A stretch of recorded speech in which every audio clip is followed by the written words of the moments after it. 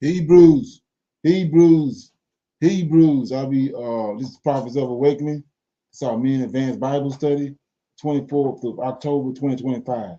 Okay, I'll be dealing with the world before the flood. Okay, for my topic. Okay, you go to our YouTube channel, the Prophets of Awakening, check out our videos. We have over 1,000 or so videos you can look at, examine, get the meat out. These videos will lead you to the truth of the Holy Scriptures. And if you like what you're hearing and receiving, I'm asking you to like, share, and subscribe to the channel. It'll be greatly appreciated. Okay. Our hours of operation is on Tuesday nights. We have Men's Advanced Bible Study. It's on our uh, uh, other channel, which is Non-Messianic Conversations. And then on Wednesday night, we have our reading through the Tanakh. It's from 7 to 9 p.m. And Thursday nights, we have our Women's Advanced Bible Study. That's on our sister channel, or our women's channel, which is Israel Wake Up. That's from 7 to 9 p.m. Central Time. Then on Friday nights, we have our Men's Advanced Bible Study here on Prophets of Awakening. It's from 7 to 9 p.m. Every Friday. And then on Shabbat, we have two Shabbat classes. One in the morning is from 10 to 12 p.m. And then we close out the Shabbat in the evening from 6 to 7 p.m. And then we have a advanced Bible study every Sunday evening at 5 p.m. Normally lasts about an hour, hour and a half. So any of those times you want to come in and join our conversation or join our study, you're more than welcome. Okay. And for those that don't know, this is a non-Messianic channel. We deal with the Tanakh and the Torah. Tanakh being the Old Testament, so-called Book of Remembrance, and the Torah is the first 5 books of the Old Testament that consist of our laws, our statutes, our judgments, and our way of life, which was given to Moses by our Savior and our Redeemer and our Deliverer, the Lord of Hosts. Okay, this channel was created to aid and assist all Hebrews who are waking up in these last days to their true identity and also understanding who their Savior and their Redeemer truly is. Shalom and welcome to the channel, and welcome to our Men's Advanced Bible Study. Okay, we're going to do our normal, which is a moment of silence, prayer, Psalms. We have some current events, some need to know information. We're opening up for anybody with questions, comments, dialogue, or any testimonies. And then we'll go into our topic for discussion, which is tonight is going to be Giant Night. Okay, so our topic for discussion will be the 5 races of giants that's in the Bible that came about after the flood. And then our scriptures reading, where we'll be dealing with the world before the flood. Okay, and then we'll pick a scripture. Okay, we'll break that scripture down, read it and break it down. Then we'll dialogue on it, and then we'll close out. Okay, this moment of silence is for the Lord of Hosts, for all that He's doing to bring about our prophesied deliverance in these last days. O Lord, righteousness and uprightness belongeth unto Thee. Therefore we come before Thee at this hour, seeking Thy face and looking for righteousness and uprightness, that we may walk before Thee as Thy servants David, Solomon, and Samuel, and Hezekiah did, that we may walk before Thee in truth and in righteousness and in rightness of heart. Give unto us, O Lord, an understanding heart, that we may discern between good and bad, for we desire to walk after Thee, O Lord, and to keep Your commandments, Your testimony, Your statutes with all our heart and our soul, to perform the words of the covenant that was written down by Your prophets. O Lord, allow our face to shine upon Thy people. Hear our plea, hear and do, O Lord, and hide not Thy face from us any longer, for we need You so very much at this hour. Peace be unto You. Okay. We'll read the Psalms. Yes, sir. Shalom. Brother Leonard, I'll read, excuse me, Psalms 48. And it's a song and a psalm for the sons of Korah. Great is the Lord, and greatly to be praised in the city of our God, in the mountain of His holiness. beautiful for situation. The joy of the whole earth is Mount Zion, on the sides of the north, the city of the great king.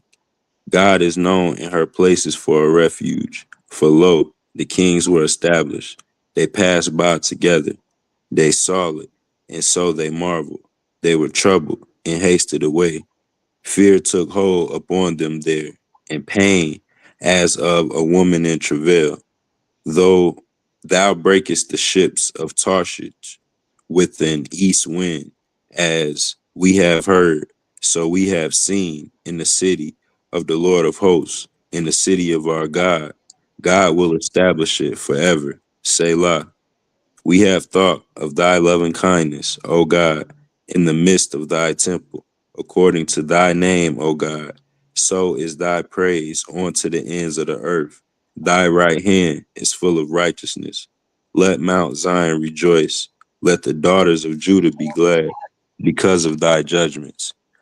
Walk about Zion and go round about her.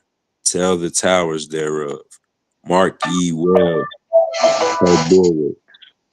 Consider her palaces, that ye may tell it to the generation following. For this God is our God forever and ever. He will be our God even unto death. And that was Psalms 48. Shalom. Okay. You got anything on that? Oh, Brother Leonard, in verse 8, when it says, as we have heard, so we have seen in the city of the Lord of hosts, in the city of our God. God will establish it forever. Selah. So the Mount Zion, Jerusalem, is the Lord of hosts city, right? And Exactly. The Lord of hosts is not the creator. Exactly. Right. Right. You just got in the beginning, it's revealed to you in the book of Enoch. For those that understand that the book of Enoch is legitimate, uh, he tells us how in the beginning created these seven angels. He formed them from himself. And the first one he formed was Michael El. And his name means he was like Yahweh. And there's so many times in the scriptures you thinking that it's Yahweh, but it ain't Yahweh. It's the Lord of hosts, Lord God. Okay. Genesis chapter 2, verse 4. That's when he's first mentioned. He first appears in Genesis chapter 1, verse 2, but then he's first mentioned uh, outright is in Genesis chapter 2, verse 4, the Lord God. Okay. So you good? Good on that? You got anything else? Also, in verse 14, Brother Leonard, and it says, for this God is our God forever and ever, and he will be our guide even unto death. Could you divide that for us? Okay. Exodus chapter 23, verse 20. When Yahweh, the Creator, came down on Mount Sinai, he informed Moses that he was going to put this angel over the nation of Israel. He only came for a time. He left.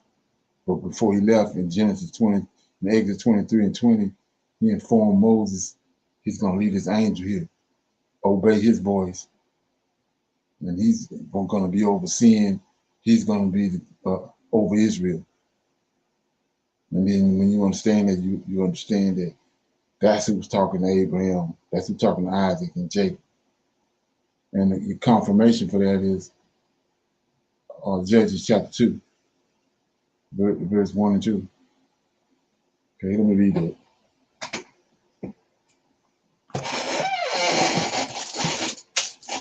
Okay, Judges chapter 2. Okay, it says, when the angel of the Lord came up from Gilgal to Beckham, and he said, I made you to go up out of Egypt, and I have brought you into the land which I swore unto your fathers. And I, the angel of the Lord, said, I will never break my covenant with you, and ye shall make no league with any other inhabitants of the land. Ye shall throw down their idols, but ye have not obeyed my voice. And why have you done this? So we see right here, Yahweh, the Creator, is long gone. And I just gave you the precept where he told them to obey. He left his angel in charge of them and told them to obey him. And he just informed us right here in verse 2 of Judges that, and ye shall make no league with any of the inhabitants of the land, and ye shall throw down their altars, but ye have not obeyed my voice. Why have you done this? Okay. So with that being said, you good? Yes, sir. Okay. So with that being said, we're gonna go to our current events, and then we'll play the video. Then we'll chop up on the content.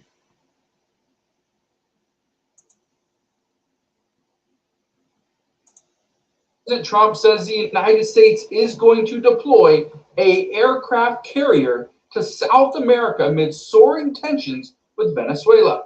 That was just announced a short time ago. But why is this such a big deal?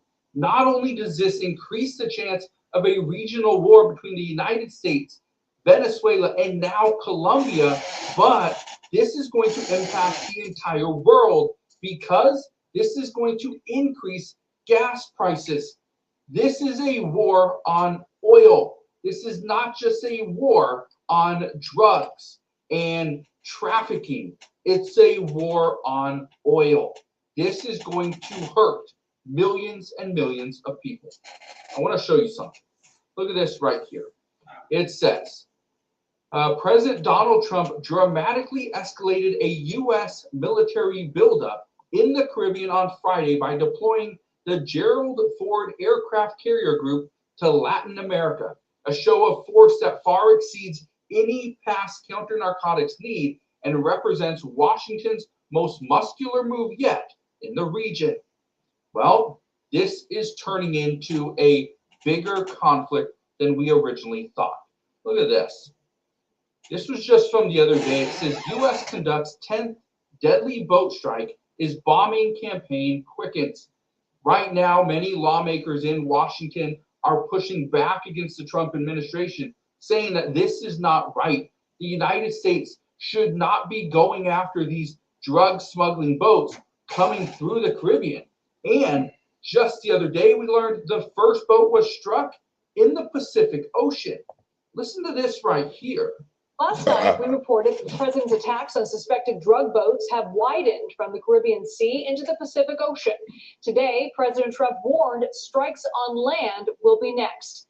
CBS News senior national security correspondent Charlie D'Agata has the very latest. 2 long-range B-1 bombers flew near Venezuela today in the latest demonstration of U.S. military might. Now, I talked about this yesterday. I said that this was just another escalation, but according to former military officials, they are saying that this wasn't the United States trying to bomb Venezuela yesterday. Essentially, what they're doing is they are preparing, they're doing dry runs, if you will, to try to figure out what is the best step forward. Not only that, though, according to this former military expert, he was saying that the biggest thing that the United States did yesterday was show the power and the force that the United States has. And this was Venezuela's response. Below them on Venezuela's coast, President Nicolas Maduro's army showed off its own hardware. President Trump said the military is planning to go beyond just striking Venezuelan-linked drug boats in the region. So now that you want to point out one other thing first before we hear what President Trump says. What many people believe is that the United States isn't going to fly a B-51 bomber. They're not going to fly over and drop bombs. Essentially, what they're going to do is they're going to take a ship, and they will likely launch missiles off that ship, likely a cruise missile, and most likely a Tomahawk cruise missile. But what they're going to do is they're going to pretty much, take down Nicolas Maduro's army before the United States even puts a foot on Venezuelan soil. Now, we already know the CIA has active military actions there, so this is where things get interesting. But let's listen to what President Trump had to say yesterday.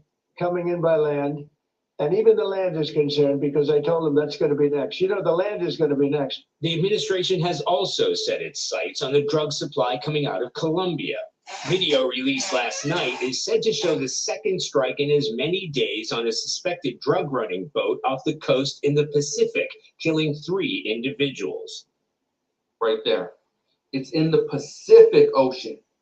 That's where things are getting interesting, because now they're trying to go a different direction, a different way.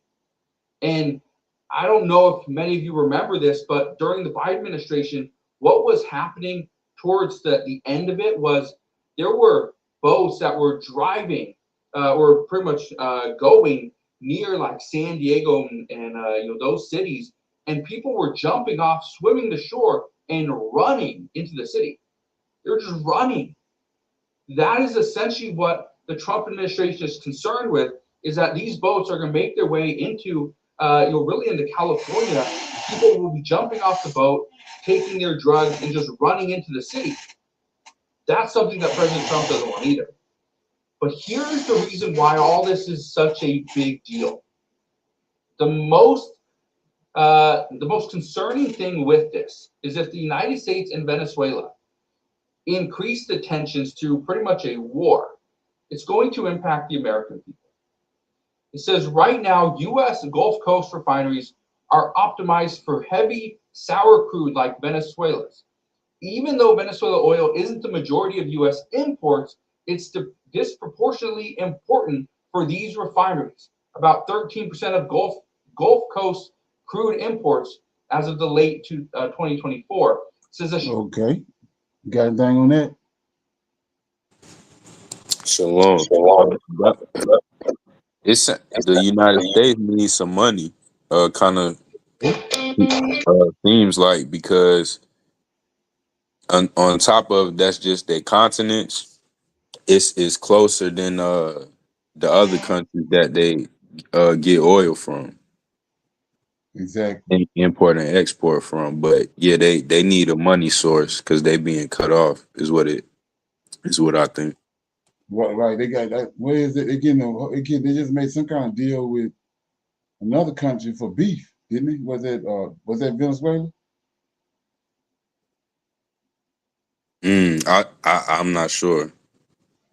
Can't remember what I know. It just and they got everybody upset because of the farmers. All the farmers ticked off by it. The farmers in the U.S. Yeah, because of they cattle and they beef, and they cyborg them, and they getting the meat from if I'm not mistaken, it's Venezuela. Okay, and so, Brother Leonard, why would America, or whoever makes that decision, why would they do that versus using the native farmers? The money and getting a better deal, a cheaper deal. Yeah. Okay. That's what I was figuring. Yeah. So just strictly greed. Yeah, greed, and then they even get the better deal that regardless of the hat he got on, make America great. Right. Okay. Okay, here we go. We got another one. Get this.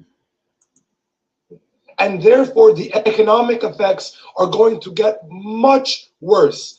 Government shutdown does not appear to be ending anytime soon.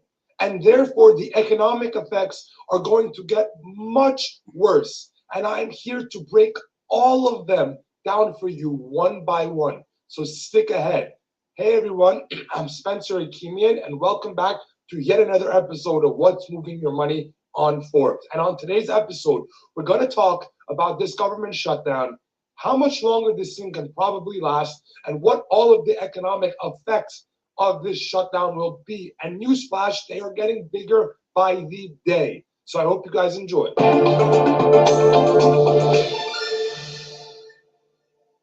Another week has come and gone, and there's been no progress on ending this government shutdown. Both sides, the Republicans and the Democrats, are very far off. Supposedly, Jeffries has not even spoken to Trump yet. Mike Johnson says he is very far off in his requests relative to Chuck Schumer's request. And now we are in a very complicated situation, because if we do not open the government soon enough, SNAP benefits, food stamp, food assistance benefits are going to expire in 7 days from now, which means that millions of Americans, 40 million Americans to be precise, are at risk of losing their way of buying food. And what happens to an economy if 15% of the population cannot afford their food? Newsflash, doesn't take a genius to figure this one out.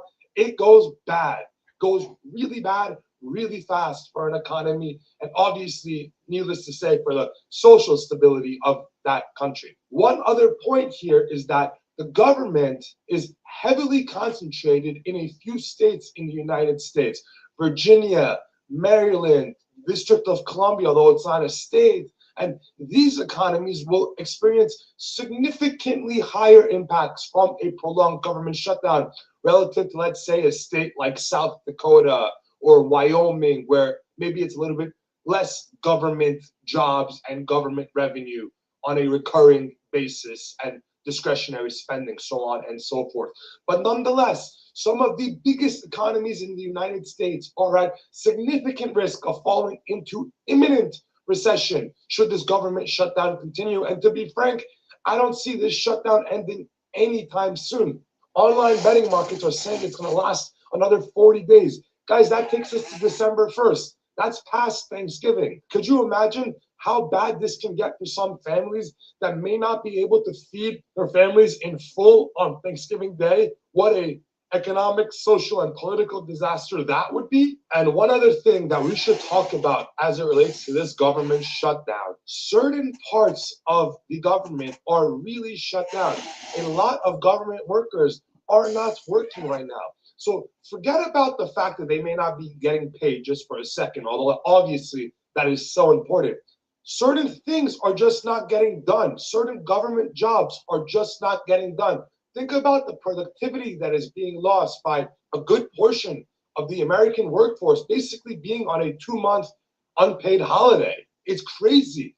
All the hours worked, all the manpower that was lost, and things will not only be delayed, but there's going to be a massive backlog, and it's going to be slow for months in the beginning of 2026 when this government shutdown eventually ends, if it ever does. Even if we reopen the government on, let's say, December 1st, you probably will feel the effects of this government shutdown in your day-to-day life until February or March.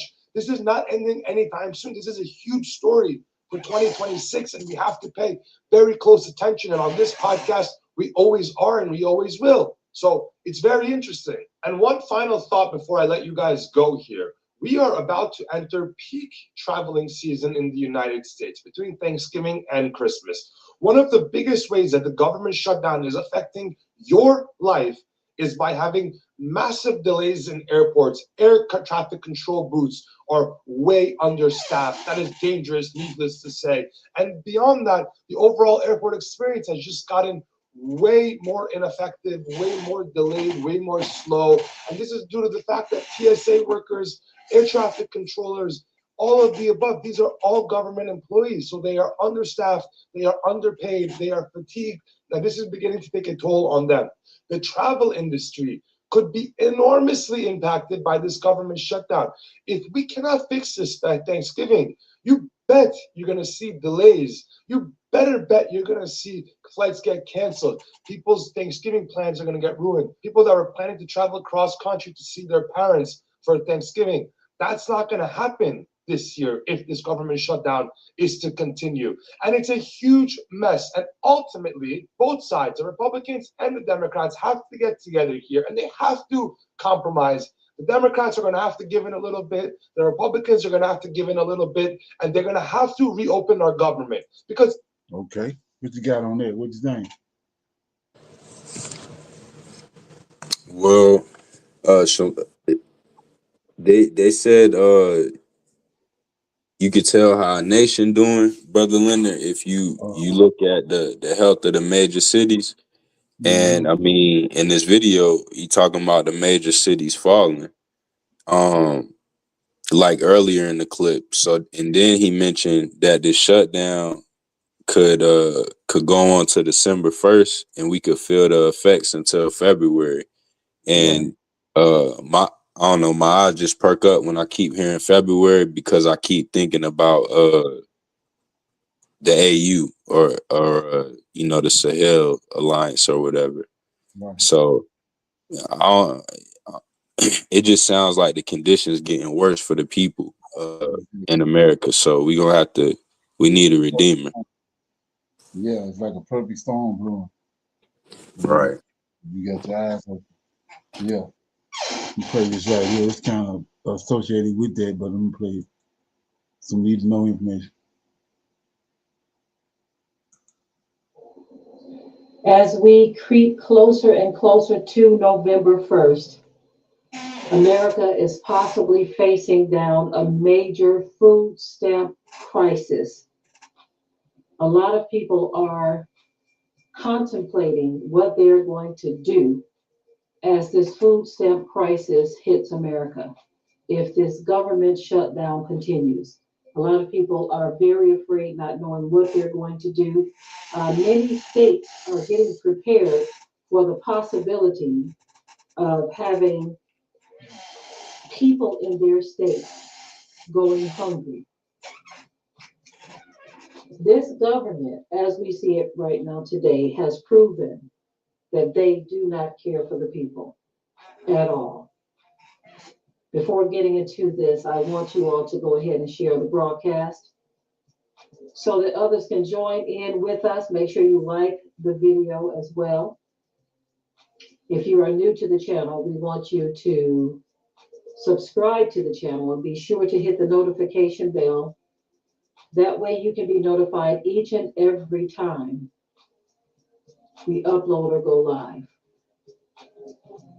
I'm going to tell you all right now. Many of you have seen the handwriting on the wall. Because we're in the truth, there are certain things we've been looking for anyway. We've been looking for signs of the times. So we are not surprised at anything that we are seeing. For years, many of us have been sounding the alarm on the fall of Babylon and its systems. And we are starting to see the evidence of it unfolding day by day. And a lot of Trump supporters do not care, except for those who are going to be affected by this. Some of these people are going to support Trump no matter what. They can go hungry. I remember one woman who's not, a person who's on food stamps. She has money, but her and her family's business has been struggling and losing a lot of money, right? And she said that she's going to just kind of work with Trump and what he's doing because she believes in him and that things are going to balance out. A shutdown, or what are you talking about, beloved?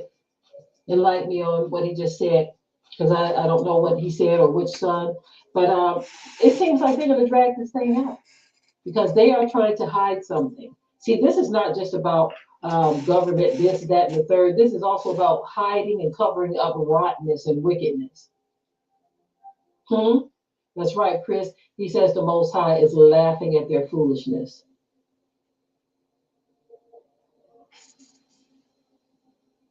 Oh, he said they were saving God and Christianity. Oh my goodness. Yeah, I saw that one. These people have no idea what is in store for them. We're trying to tell you. And I know some of y'all listen to us. I know you listen, and you can't stand the sharpness of the word. What you want us to do is to say, God loves you, and he's going to take care of you. All you got to do is just trust in your heart and believe in your heart that God has raised Jesus from the dead and thou shalt be saved. You think it's that simple.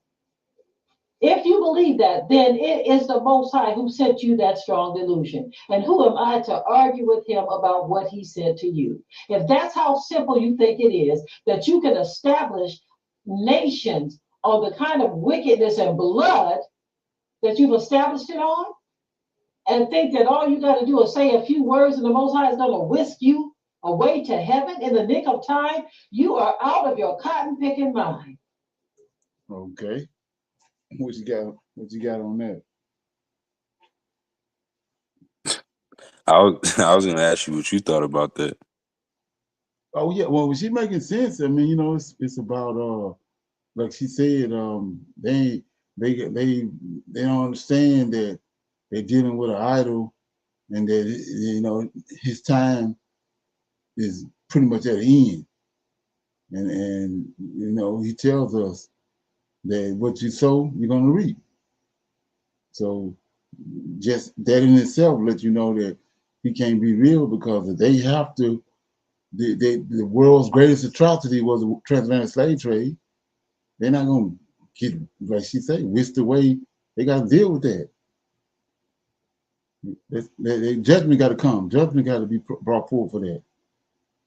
And not only that, the people that they did it to was his people, the apple of his eye. So they're gonna be judged. Okay. Shalom, brother Leonard. That makes sense, and I'm glad that you said that, because it bothers me, when I talk to other Hebrews or people that call themselves Hebrews, but they have the same belief of Christianity that everybody is to be that they can be fathered into the covenant. Right. Exactly. And my thing is, if everybody can be involved in the covenant, then who is gonna face the judgment? Exactly. Ezekiel 37 and Joel and stuff. Like, who's gonna, if everybody can, be saved? That just doesn't make sense to me. Exactly. Yeah. That's one of the reasons why you see me. I'm constantly dealing with these videos pertaining to the giants, because when you understand how we got these giants, was that the angels left their first estate, came down and slept with women on the earth, and they created these giants, and they don't have nothing to do with the Most High creation. He ain't had nothing to do with them. The spirit that's in those giants, it was born upon the earth. It's a mingled spirit. He don't have nothing to do with that. And so you got how that happened was 200 angels came down to the earth. And so you got men that they have children, or they get married, link up with women and get married, and they have family, households. Well, if they went into women and got household, and these 200 angels came down, that's 200 different households of wicked seeds that nobody dealing with. They're still here. So there's no way in hell that the narrative that he gave us about JC coming to save the whole world, it can't be. Because he have a problem with those lineages, that those fallen angels came down and brought into existence. You got descendants from those people right to this very day here on earth. Okay, so they ain't hitting on nothing. And that's where the wickedness come from, most of it.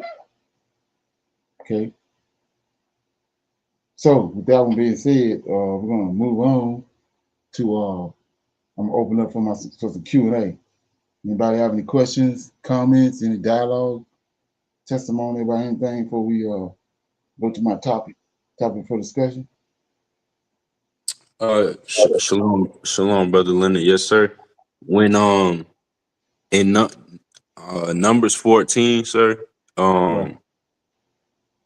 13 and 14, well, just verse 14, and it says, and they will tell it to the inhabitants of this land, for they have heard that thou, Lord, art among this people, that thou art seen face to face, in that thy cloud standeth over them, in that thou goest before them by daytime in a pillar of a cloud, and in a pillar of fire by night. In Exodus 33, around there, Brother Leonard, it says that the Most High, no one can see the Most High's face, or they can't live. So who is this in the cloud in verse 14, Brother Leonard? Because it says, and they will tell it to the inhabitants of this land, for they have heard that thou, Lord, are among this people, that thou, Lord, are seen face to face, and that your cloud standeth over them, and that goest before them by daytime in a pillar of a cloud and in a pillar of fire by night. Right, yeah. So if you have to, in order to understand that, you have to go all the way back to Ezekiel chapter 1. And Ezekiel goes into great detail to explain to you what's in the cloud and then what's in it. And he tells you that the fire is a cloud, but it's a fire in itself, enfolding itself inside the cloud. It's you can see rays of amber and these colors from fire coming out of the cloud. But then he goes in further and to let us know that Yahweh's throne, the Creator's throne, is inside that cloud, and not only that, 4 living creatures are in the cloud with him, and those 4 living creatures are Michael, Gabriel, Raphael, and Uriel. So anytime you see that cloud, you got to know that Yahweh is in there. But not only him, these other 4 angels are with him. Okay. And then, if you really want to cement the understanding on that, you can go to Enoch, the book of Enoch, to chapter 14, and it goes in more detail on the throne. That Ezekiel talks about in verses 22 and in chapter 1, verse 26, 27, 28. Because within that cloud, he explained to us it's a throne there.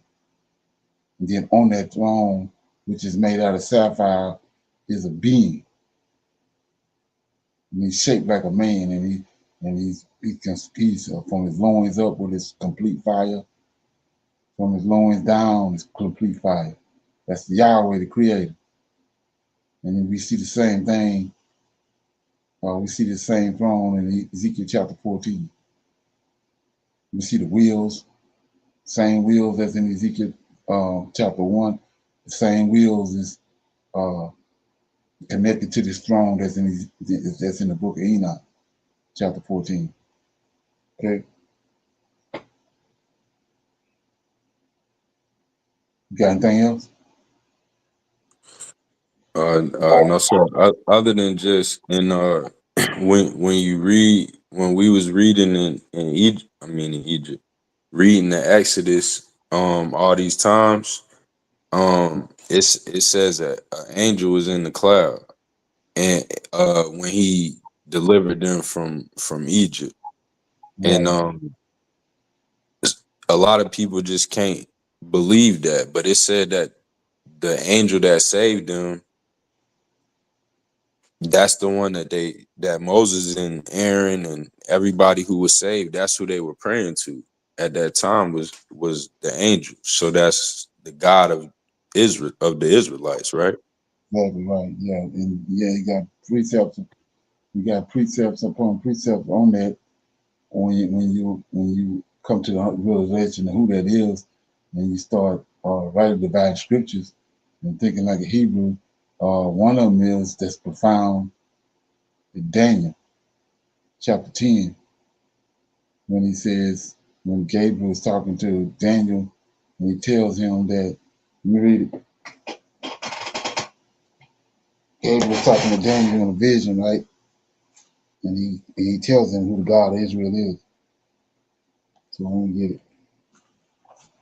Daniel chapter 10 says, chapter 10, starting at verse 19. And okay, I started 18. Then there came in again and touched me one like the appearance of a man, and he strengthened me, and said, O man greatly beloved, fear not, peace be unto thee.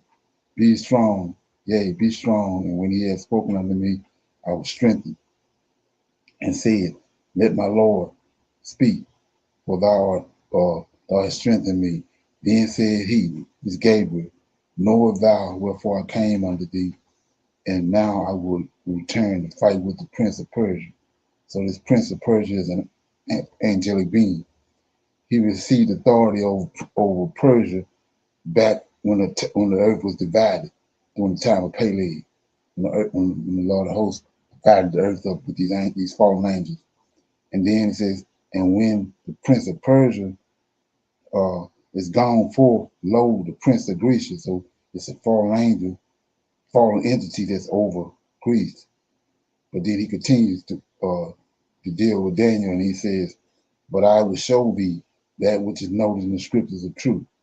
And for those that don't know what the scripture of truth is, it's a book that's in heaven that these angels are looking at.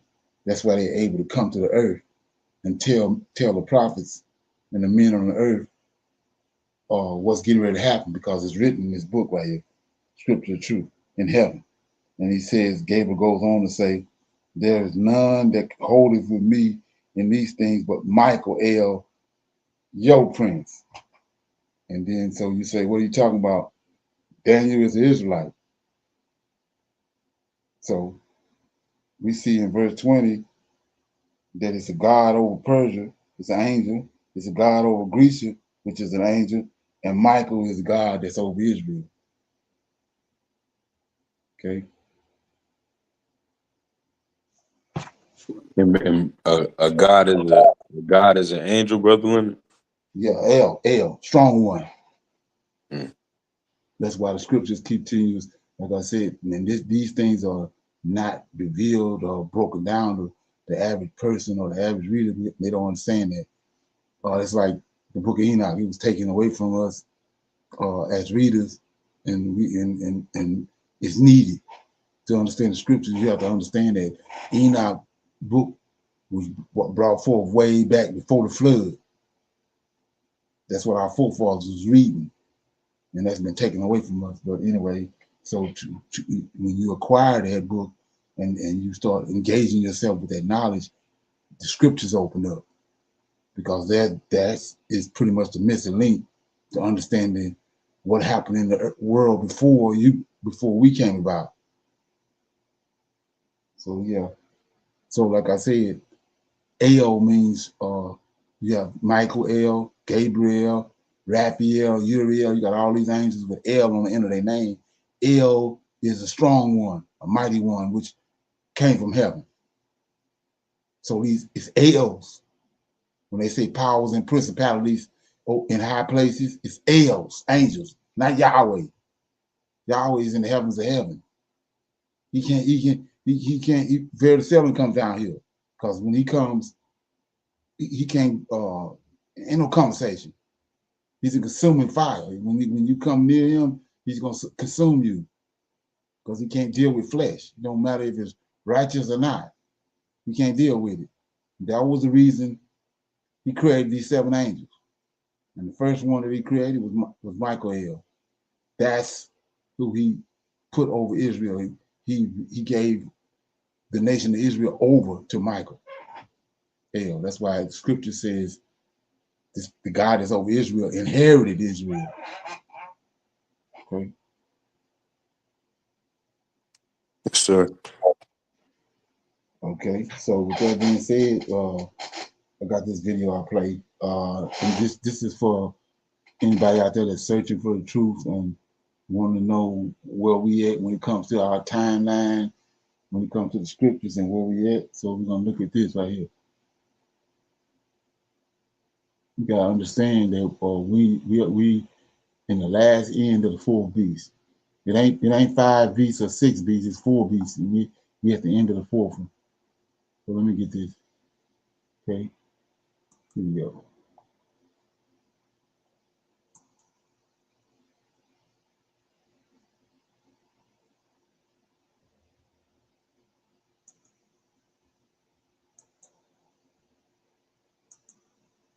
We're at 3 global superpowers in the last 500 years.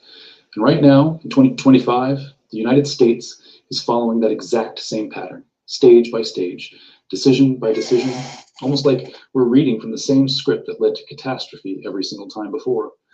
Powers in the last 500 years. And right now, in 2025, the United States is following that exact same pattern, stage by stage, decision by decision, almost like we're reading from the same script that led to catastrophe every single time before. In 1590, Spain was the richest empire on earth. They controlled half the world's gold and silver. Their military dominated Europe. Their currency was accepted everywhere. Within 80 years, they were bankrupt, a second-rate power that never recovered. In 1914, Britain ruled the largest empire in human history. The sun never set on British territory. The pound sterling was the global reserve currency. Within 40 years, the empire was gone. The currency collapsed. It became America's junior partner. In 1991, the Soviet Union was the other superpower. Nuclear weapons, global influence, satellites spanning the globe. It ceased to exist in 900 days, not from war, from economic implosion, 3 times. 3 superpowers, 3 complete collapses, all following the exact same sequence. And here's what should terrify you. The United States has already completed 5 of the 7 stages. We're not approaching the pattern, we're deep inside it. This is the story of how empires die, why they always think they're different, and why the math says we're next. And it's happening faster than anyone wants to admit. Before we go through the pattern, you need to understand what imperial collapse actually looks like. Not in textbooks, in practice, what it means when a superpower dies. Imperial collapse doesn't start with invasion or military defeat. It starts with economic exhaustion. The empire extends beyond its ability to maintain itself. Military bases in 150 countries, wars on multiple fronts, promises it cannot keep, debts it cannot repay. At first, the decline is invisible. The currency still works. The military still wins battles. The government still makes promises. But beneath the surface, the foundation is cracking. Resources are misallocated. Productive capacity shrinks. The best and brightest leave.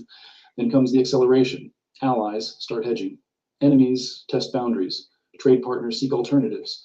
The reserve currency status erodes. And suddenly, the advantages that made you powerful become vulnerabilities.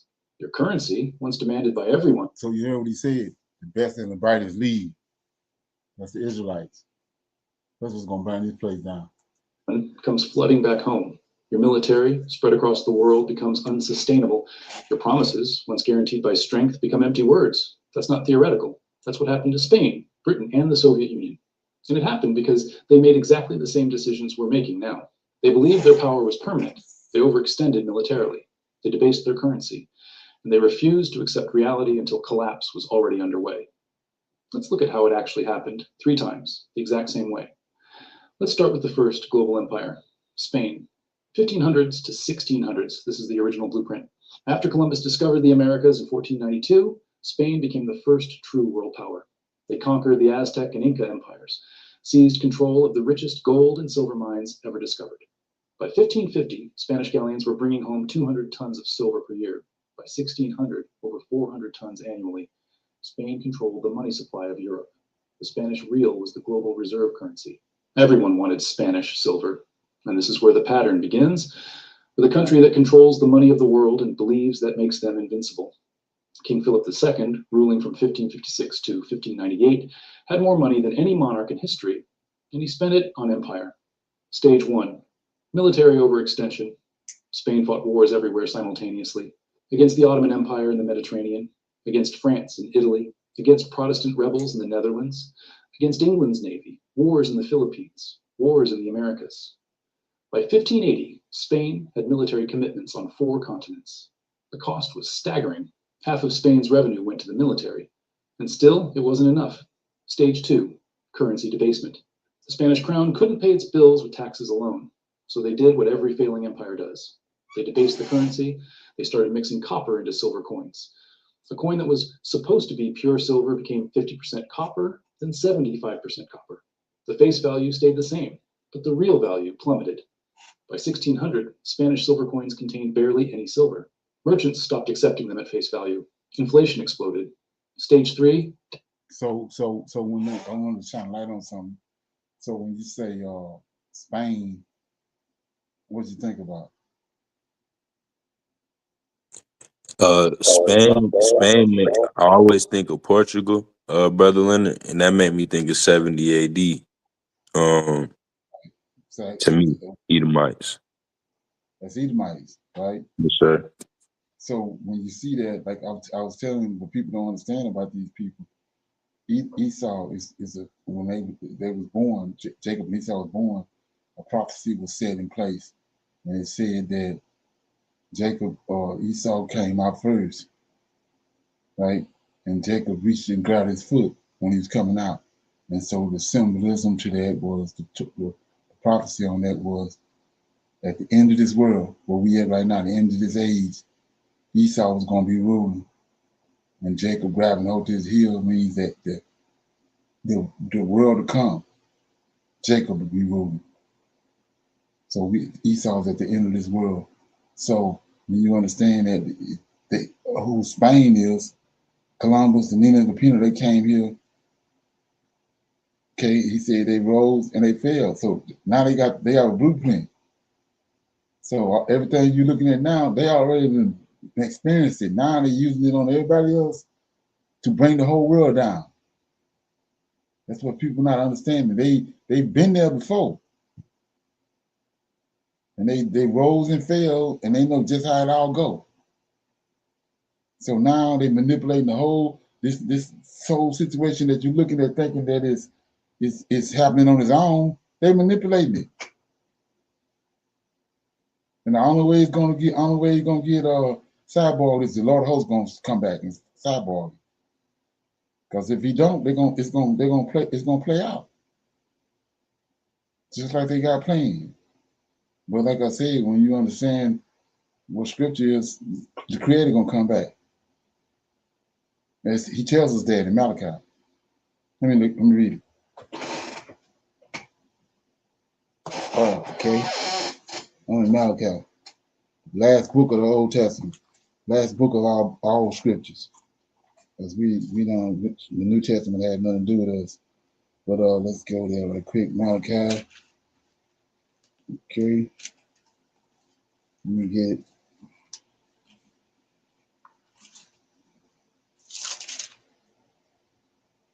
So chapter 1, Malachi says, and the burden of the word of the Lord to Israel by Malachi. I have loved you, said the Lord. Yet ye say, wherein thou hast loved us? Was not Esau? See that?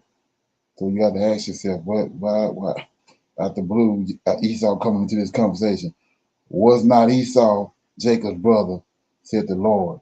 Yet I loved Jacob.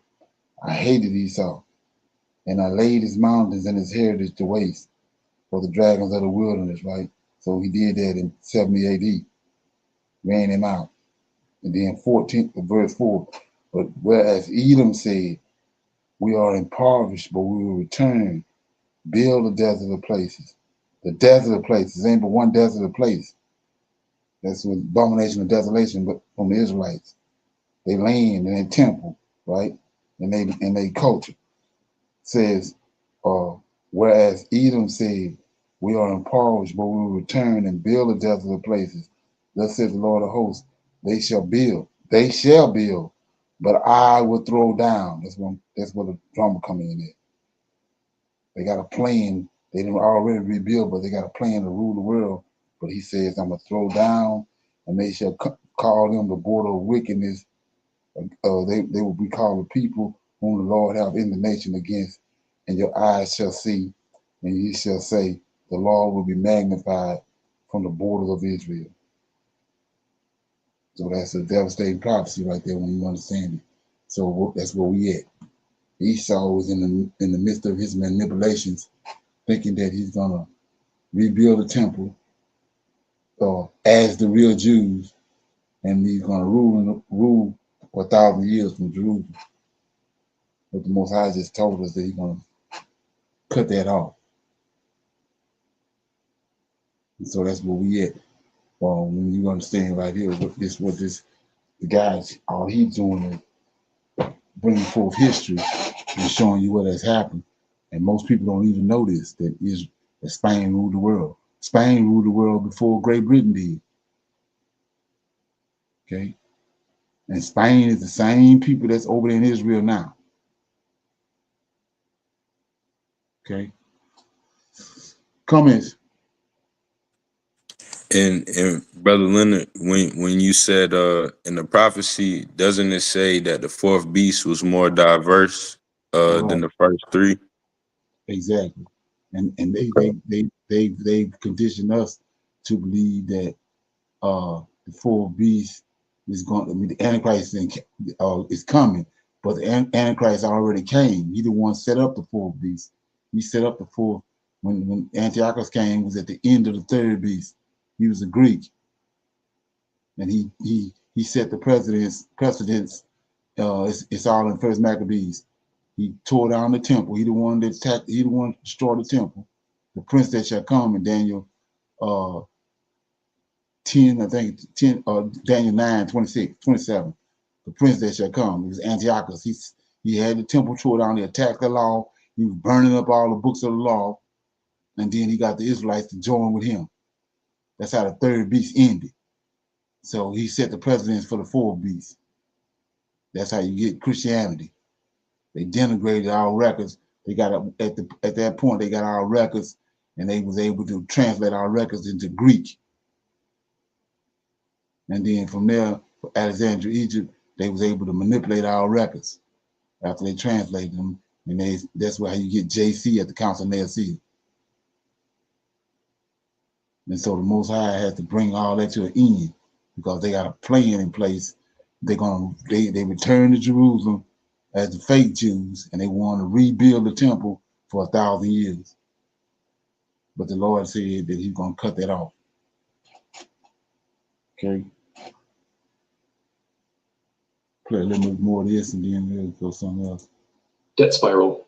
Spain borrowed constantly from Italian bankers, from German bankers, from anyone who would lend. By 1557, less than 20 years into Philip's reign, Spain declared bankruptcy. They defaulted on their debts, restructured, and kept borrowing. They declared bankruptcy again in 1560, again in 1575, again in 1596. So this before the transatlantic slave trade. See that? Transatlantic slave trade started in 1619. Bankruptcies in 40 years. Each time they promised reforms. Each time they went right back to borrowing and spending. Stage 4, loss of productive capacity. Here's what people don't understand about Spain's collapse. They had all the gold and silver in the world, and it destroyed them because when you have unlimited money, you stop producing. Why grow food when you can import it? Why build ships when you can buy them? Why innovate when you can just spend? Spanish nobility considered work beneath them. Manufacturing declined. Agriculture stagnated. All the wealth flowed to importing goods from other countries. The gold and silver that came from the Americas went straight back out to pay for French wine, Italian silk, Dutch goods. Spain became a conduit. Wealth flowed through them, but none of it stayed. By 1600, Spain was producing almost nothing. They were entirely dependent on imports, entirely dependent on silver to pay for everything. Just when they came and got us. Right. Okay. And when the silver mines began to deplete, when production dropped, the entire system collapsed. Stage 5, social decay. With the economy failing, crime exploded. Beggars filled the streets of Madrid. Productive citizens emigrated. The best minds left for France, England, the Netherlands, countries that were building, creating, growing. Spain was left with bureaucrats, soldiers, and priests. No one creating wealth, everyone consuming it. By 1640, Spain lost Portugal. By 1650, they lost the Netherlands, their richest territory. By 1700, the Spanish Empire was a shell, still large on paper, but economically dead. They went from the world's superpower to a secondary power in less than a century, and they've never recovered. Spain did. Okay, like I said, Spain is Esau. And when you understand who Jacob is, they were brought over here on slave ships. So the African American that they call them call them Africans, that they was brought from Africa to here, they call them Africans. They is Jacob. And in order, when you understand that, then you're able to be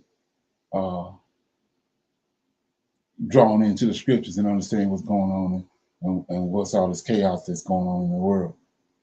Because it's all about Jacob and Esau. Okay. You got any feedback on that?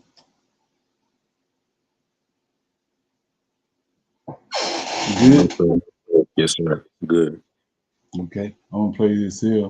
This is my topic for discussion.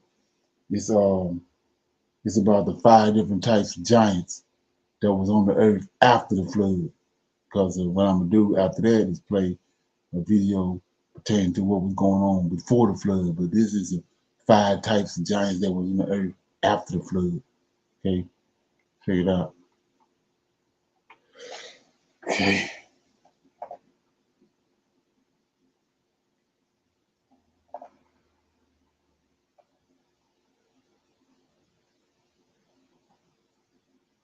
Okay, here we go.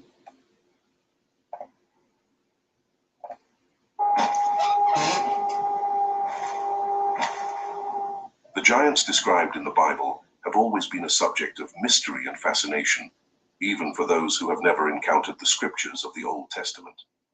These colossal creatures, who once walked upon the earth, remain an enigmatic presence in ancient records. However, what few know is that these giants did not form a single race. There were different tribes and lineages, all descendants of the Nephilim, hybrid beings resulting from the union of the sons of God and the daughters of men. Each of these races had a unique 200 races. So the narrative in the New Testament is JC came and saved one blood. Everybody came from Adam. But here you go, 200 angels came down. You got 200 different houses, races of people. They ain't come from Adam. So just that in itself killed JC right there. It's a lie from the pits of hell.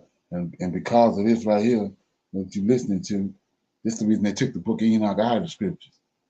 Because they don't want to deal with this. Characteristics and played crucial roles in biblical history. In this video, we will delve into ancient records and reveal who these mysterious post-flood giant races mentioned in biblical texts were. Get ready to uncover hidden truths that few know. After the cataclysm of the Great Flood, the book of Genesis, chapter 6, presents one of the most enigmatic and fascinating passages of the Holy Scriptures, the appearance of the giants. The sacred text describes the sons of God, who upon seeing the daughters of men and recognizing their beauty, decided to take them as wives, creating a hybrid lineage of beings known as the Nephilim. These beings, giants in stature and power, inhabited the earth before the flood, but mysteriously reappeared after the event. The question arises, who were these sons of God mentioned in the account? The key to understanding this question lies in the Hebrew term used in the original text, Ben Ha-Elohim, which in Aramaic can be translated as Ba'alaha. Both expressions are commonly associated with celestial beings, such as angels, suggesting that the giants were not merely humans of extraordinary stature, but rather a hybrid race, the result of a forbidden union between fallen angels and human women. These angels, known as the Watchers, had abandoned their heavenly posts and corrupted, sought to interact with humanity in unholy ways. The idea that the giants were direct descendants of ancient demons places them not only as colossal beings, but as corrupted forces, originating from the very spiritual chaos that preceded them. The biblical account reveals that before the flood, these creatures multiplied in number and power, spreading terror, corruption, and violence across the planet. They were an essential part of the chaotic scene that, according to the scriptures, led to the divine judgment and the great flood that purified the earth. However, the question still persists. How did these beings manage to reappear after the flood? The answer to this question is not unanimous, but many scholars believe that even with the destruction of the original Nephilim, fallen angels continued to exert influence over humanity. Exactly. Their presence in subsequent periods was disguised in various forms, infiltrating ancient civilizations and creating new generations of Nephilim. The continuity of this demonic presence would be one of the main reasons for the emergence of new manifestations of corruption and spiritual decay. Furthermore, historical and biblical accounts point to the involvement of these demonic beings in pagan cults, where they were associated with priestesses who worshipped ancient gods.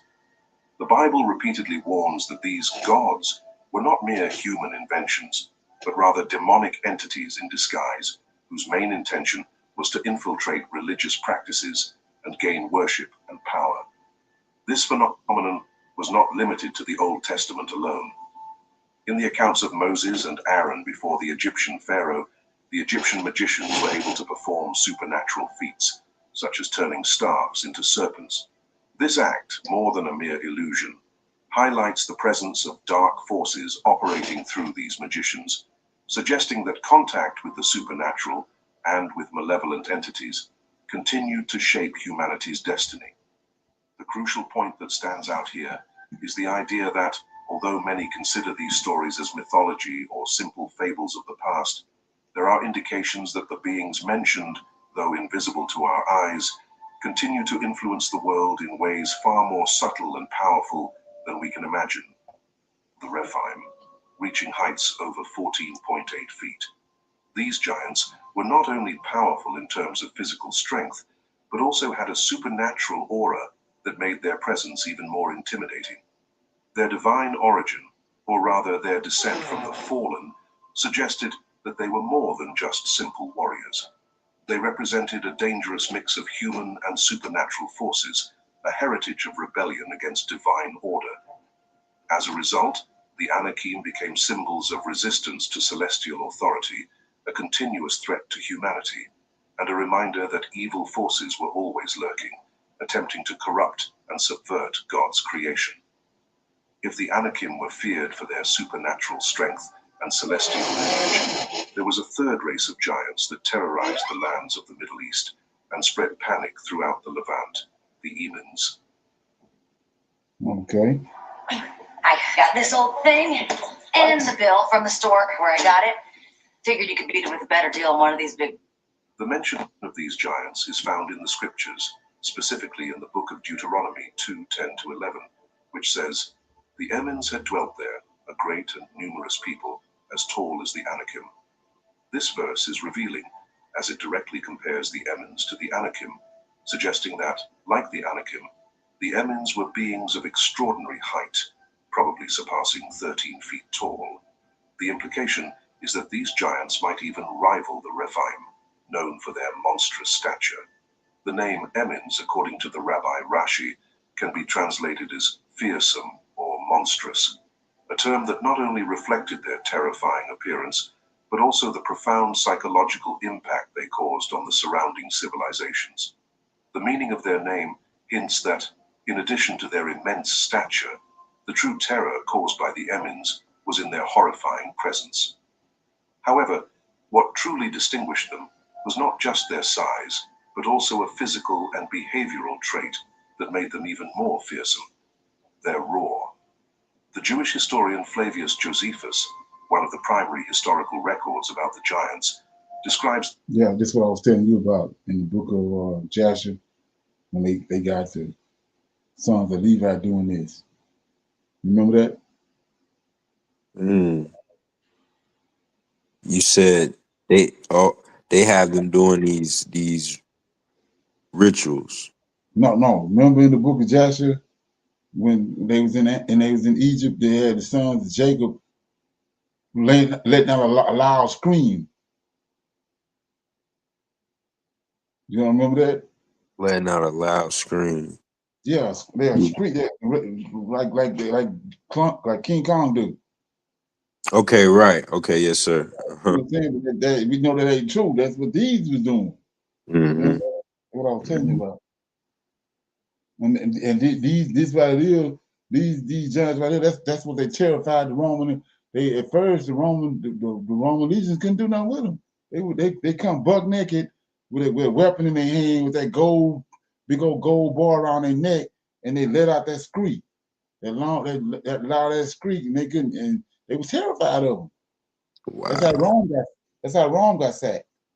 But anyway, the Emins as having a roar so terrifying that it could be compared to the roar of a lion. See that? This guttural, fierce, and resonating sound created a wave of fear that froze even the bravest warriors in terror. Furthermore, The Emins were described with grotesque and distorted features, which seemed to reflect the... So like I was saying, not go back to, I was trying to break down to the brother the other day. This the fear he talking about. He trying to make it like it's some kind of other fear. But this is like what they saying, what they doing right here, that's the same fear that Michael bring, but it's way greater. Right. Come on. When he show up, he bring fear. Okay? Right.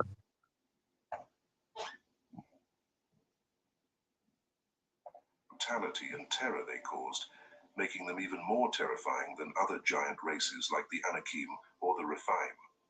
While the Anakim were known for their immense strength and celestial lineage, and the Rephaim for their dark nature, the Emins stood out as true monsters, whose psychic presence could paralyze the surrounding peoples.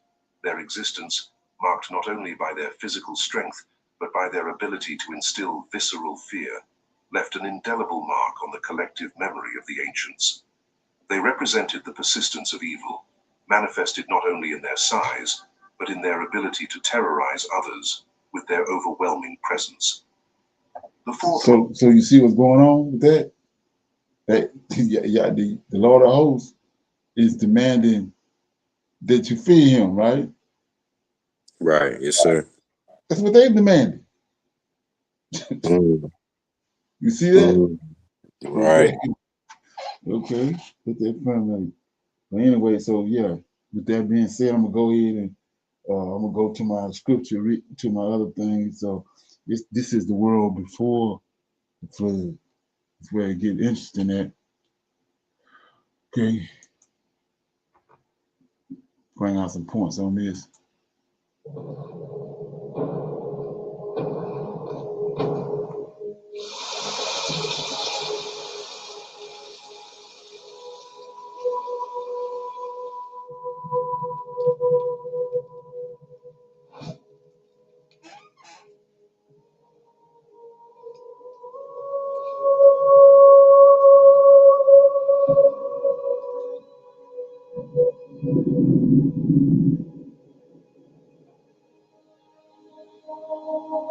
The light of creation still hung over the earth, like a veil of pure perfection that enveloped the entire world.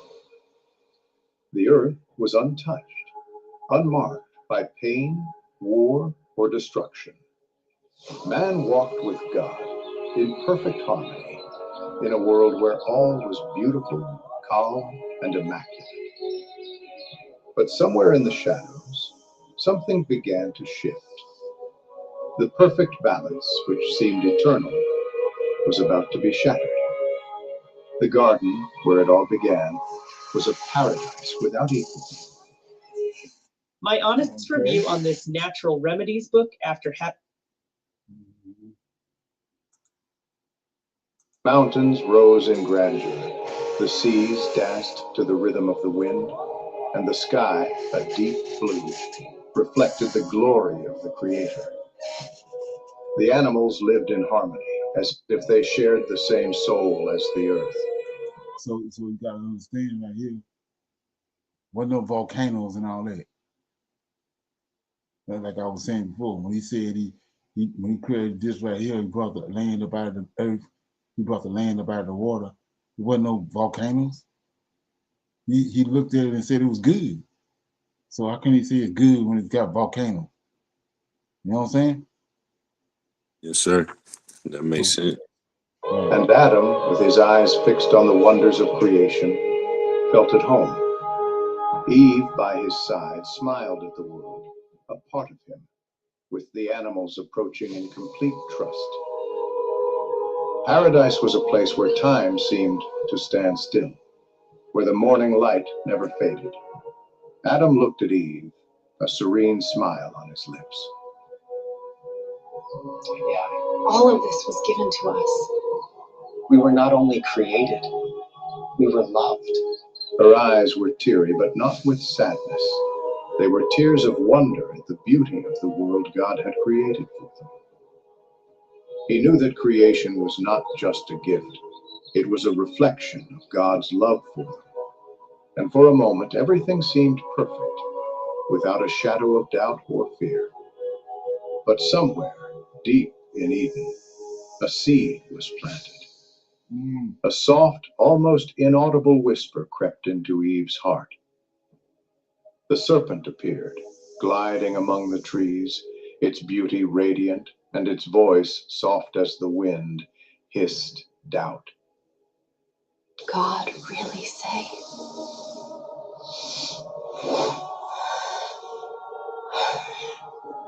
A malicious suggestion that spread like wildfire, touching the woman's heart. Doubt was born where once there had been complete trust. The choice was before them, and by choosing to disobey divine command, the fall began. Suddenly, the world changed. Eden, that perfect refuge, became but a distant memory. The man and woman were driven from the garden, and a flaming sword was placed at the entrance, marking the separation between earth and heaven. They were alone, cut off from God's presence, now aware of their vulnerability and the depth of the sin they had brought into the world. Paradise was lost forever, and with it, the innocence of Adam and Eve. When Eve gave birth to Cain, there was pain in her eyes and a deep sadness in her heart. The birth of a child should be a celebration, but now the joy was somber, mixed with the knowledge that the world would be different. Sin had already infiltrated their lineage, and generations to come would bear the weight of that choice.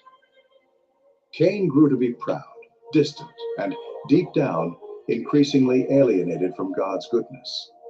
Abel, on the other hand, was different. Humble and devout, he dedicated his life to the Lord.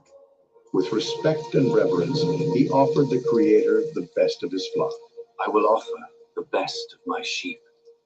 He understood that to honor God, it was necessary to give the best of himself.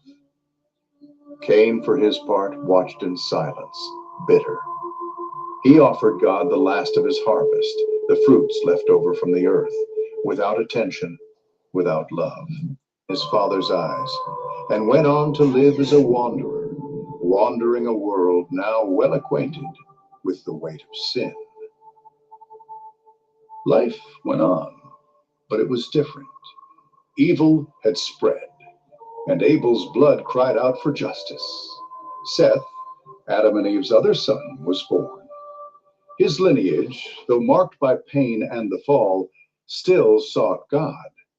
But sin had become ingrained in the following generations, and humanity moved toward an uncertain future, ever further from the original purity of creation.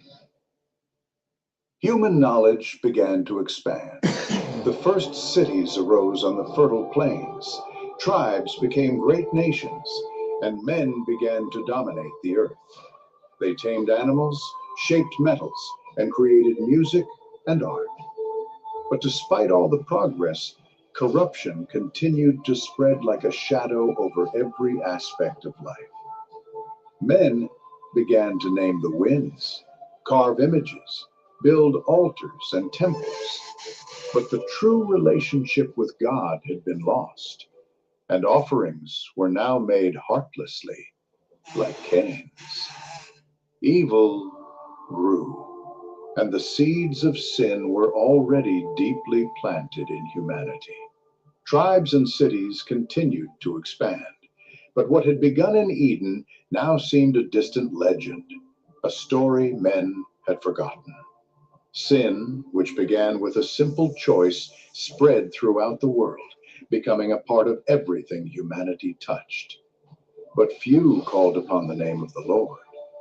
In a world increasingly distant from the goodness and purity of old, hearts grew hard.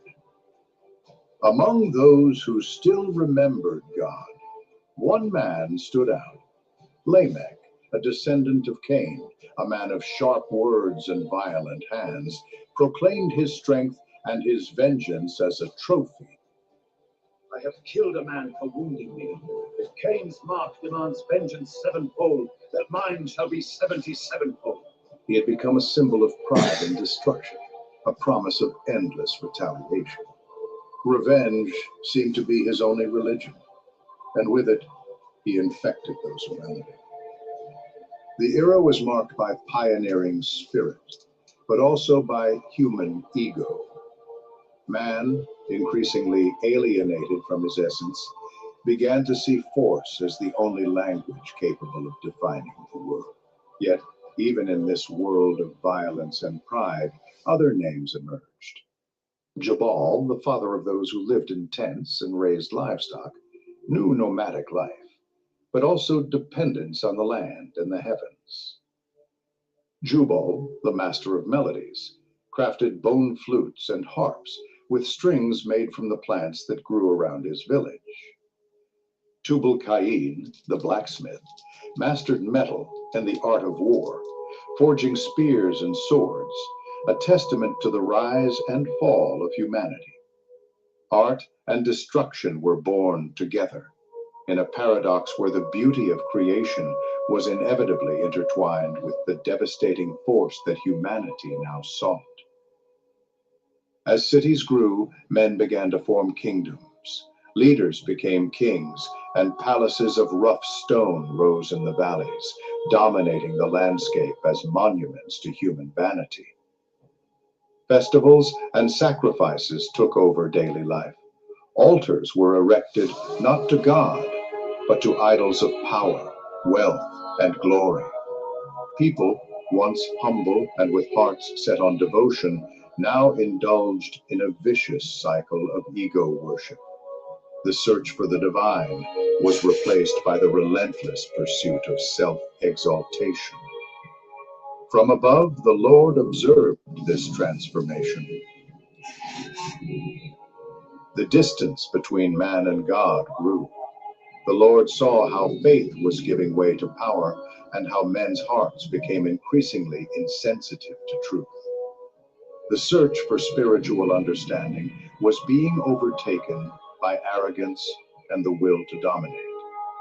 The connection with the Creator was disintegrating, but still a spark of hope remained.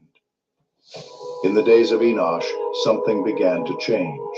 People, tired of their own decay, began to call upon the name of the Lord once more. This moment, though small compared to the great abyss of corruption, brought a breeze of hope. In the hearts of the righteous, a flame of faith still burned, though dim, like embers in the darkness. Mankind was lost, but there were still those who sought, still those who remembered the Creator. Creation, however, was no longer the same. The trees seemed less green, the skies less clear. The animals became more cautious, more distant, as if aware of the corruption that was taking over the world. The earth, restless, seemed to reflect the pain of the sin that men had sown. Everything had changed, and the echo of human choice still reverberated in every living being, in every stone, in every river. And then the whispers began to grow. Ancient tales began to be whispered among men, stories of celestial beings who had descended to earth, the Watchers. Their presence inspired a mixture of awe and fear. Men called them gods, while women saw them as saviors. These beings, sent to observe humanity, were beginning to break the limits of their divine mission. Behold, how beautiful are the daughters of men, they murmured among themselves, now seduced by beauty and carnal desire. In a sacred place, high atop Mount Hermon, 200 of them made a pact. They swore to descend to earth and never return until they had taken human wives. It was the beginning of an age of corruption that would transform the world forever. When they descended, their arrival was glorious. Men saw them as gods. Their clothes shone like starlight. Their voices echoed like soft thunder. Their eyes pierced the human soul with indescribable power. Women desired them, while men feared them. They were no ordinary beings, and their presence reverberated in the hearts of all. Human women, fascinated by their supernatural beauty, surrendered themselves to them. And the children of these unions were no ordinary ones. They grew up with immense stature, unparalleled strength, and an arrogance that surpassed anything known to men.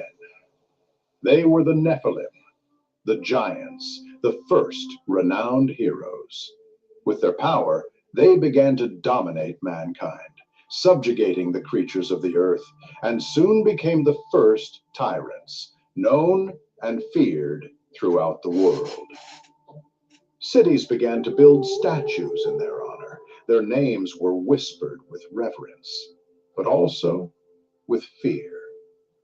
Yet something was deeply wrong. They did not age like humans. Their hunger was insatiable, and they soon turned against everything and everyone. First, they began to consume the tombs, searching for food. When there was nothing left to eat, they turned against humanity itself. The fertile plains, once places of abundance, became camps of slavery. The Nephilim demanded tributes of blood, and fearful humanity submitted. They, who had come from heaven, were now corrupted and taking the earth as their domain. Knowledge, given by those who were supposed to be observers, was now used as a means of control.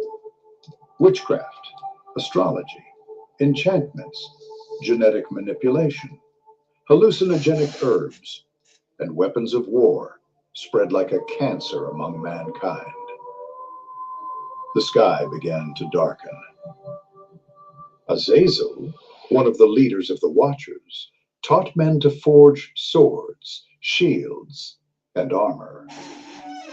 He also instructed women in seduction and the use of makeup to gain power, teaching them to summon the elements of the earth.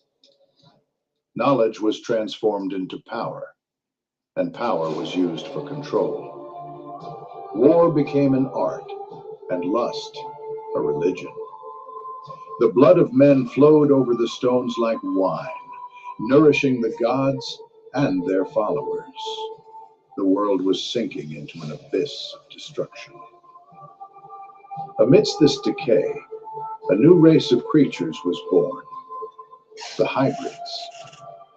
Abominations, monsters, spawned from the union between the children of the Watchers and human women.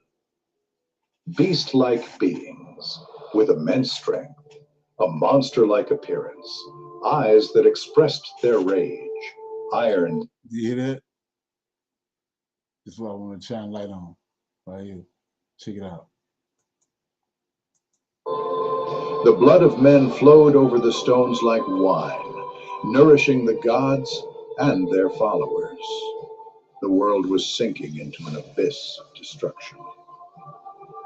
Amidst this decay, a new race of creatures was born. The hybrids. Abominations, monsters, spawned from the union between the children of the Watchers and human women. Beast-like beings with immense strength, a monster-like appearance, eyes that expressed their rage. You heard that? So go back to the lie they tell us they injected in the book of Enoch when Noah was born. Exactly, yes, sir. Mm-hmm. You know what I'm saying? Now check it out. So, now this is where, like I was saying, this is where people not understanding where all these different funny color ass eyes come from. But check it out.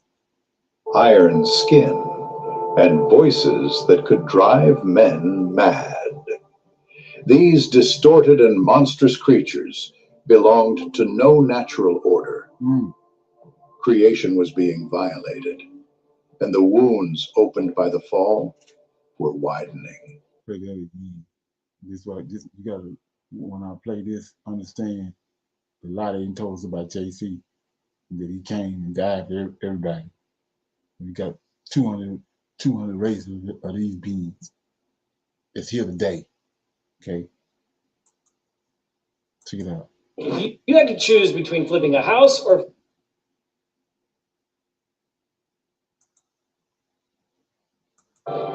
Abominations, monsters, spawned from the union between the children of the Watchers. Y'all ain't got shit to do with his blood and his genetics. And human women. Beast-like beings with immense strength, a monster-like appearance, eyes that expressed their rage, iron skin, and voices that could drive men mad. These distorted and monstrous creatures belonged to no natural order. No natural order. But JC came down and he died. His blood cleansed everybody. You hear me? Right. Creation was being violated. The wounds opened by the fall were widening. The world was collapsing, and humanity, with its blind eyes, could not see the depths of the abyss in which it found itself. The choices made in the days of Adam and Eve had reverberated for generations, and now the consequences were more visible than ever. Man, who had been created in the image and likeness of God, was becoming a shadow of his former self. The human heart had turned away from the light. Faith had become legend, and the Creator's name was remembered only in whispers. Pride had replaced obedience, and wisdom was replaced by corrupting curiosity. Man yearned for power, for control, for eternity.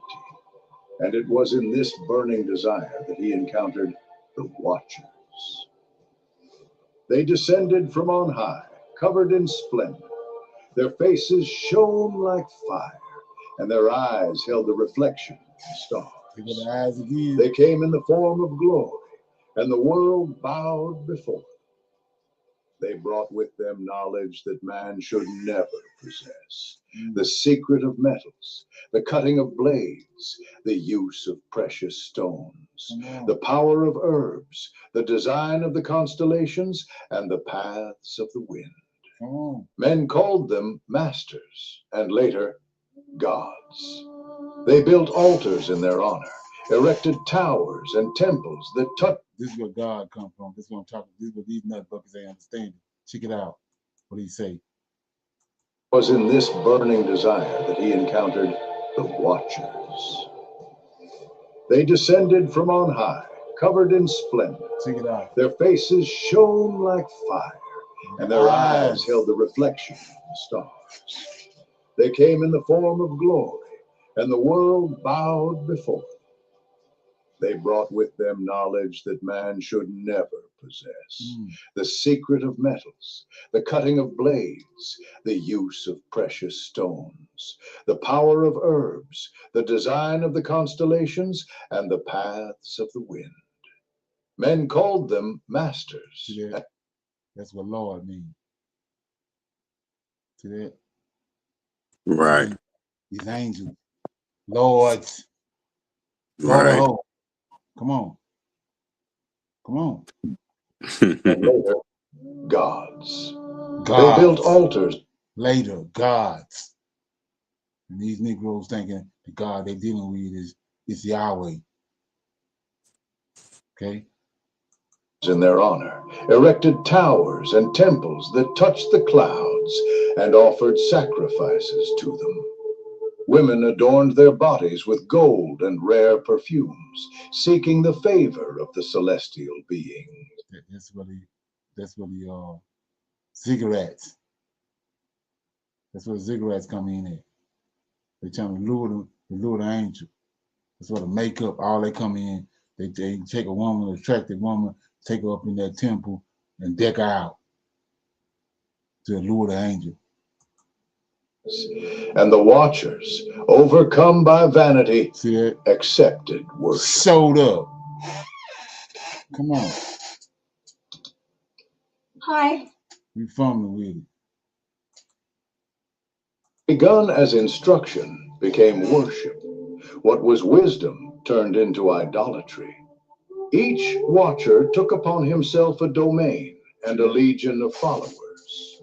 Asel, that's the 70 elders. That's the 70 angels. The earth was divided up by lots. Michael got Zion.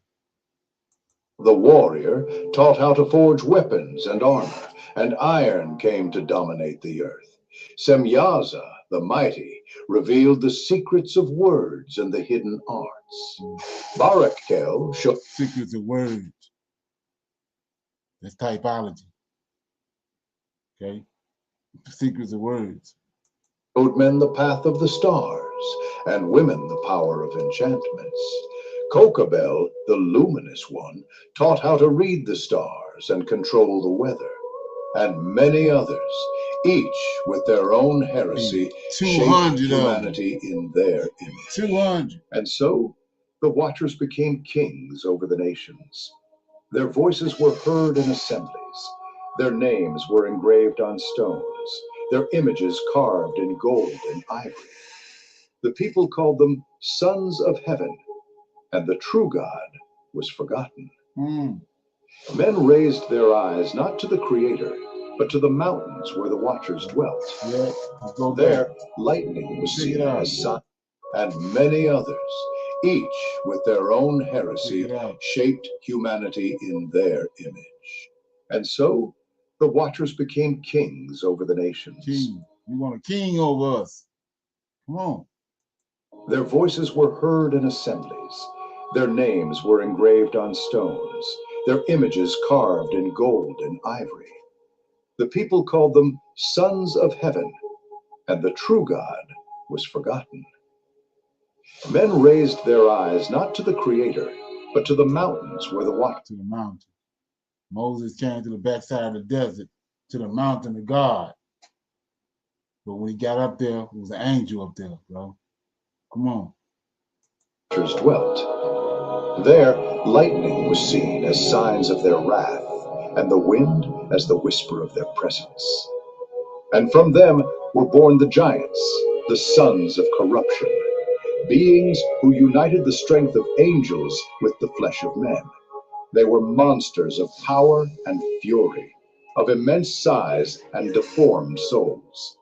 They had voices that made the hills tremble, and eyes that burned like fire, gold and ivory. That's 3 times they brought the eyes up. But check this out. Watch this. As signs of their wrath, and the wind as the whisper of their presence. And from them were born the giants, the sons of corruption. Check this out. Beings who united the strength of angels with the flesh of men. Check it out. They were monsters of power and fury, check it out, of immense size and deformed souls. Deformed. I told you about get you some popcorn and some Kool-Aid and sit on the side of the road and see what you see. Okay. They had voices that made the hills tremble, and eyes that burned like fire. They ate the fruit of the earth, the livestock, and even men themselves. When there was nothing left to devour, they turned on each other, and the blood of the giants stained the ground. But even in their destruction, they were... And this is another part right here for the Negro flipping with. What did Cain blood do? I mean, Abel blood. Cried out. Okay, listen to this. Check this out. Beings who united the strength of angels with the flesh of men. They were monsters of power and fury, of immense size and deformed souls. They had voices that made the hills tremble, and eyes that burned like fire. They ate the fruit of the earth, the livestock, and even men themselves. When there was nothing left to devour, they turned on each other, and the blood of the giants stained the blood of the giants stained the ground. See that? So, how much more you think this blood did than what Abel blood did? Come on. They want to know. They want to say how the hell what happened in the Sahara. Okay. The ground. But even in their destruction, they were worshipped. Nations erected colossuses in their image, statues with iron wings and stone faces. People offered their sons and daughters in sacrifice, and around their temples, crowds danced and sang hymns in languages heaven had forgotten. Violence became law. Justice was buried. Love and compassion disappeared. Power was the new faith, and strength was the new God. Kings sought counsel from the watchers.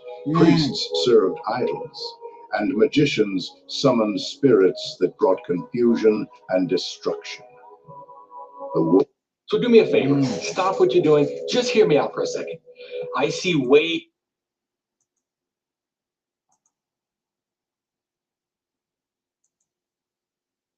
a furnace of sin, and the breath of life began to corrupt.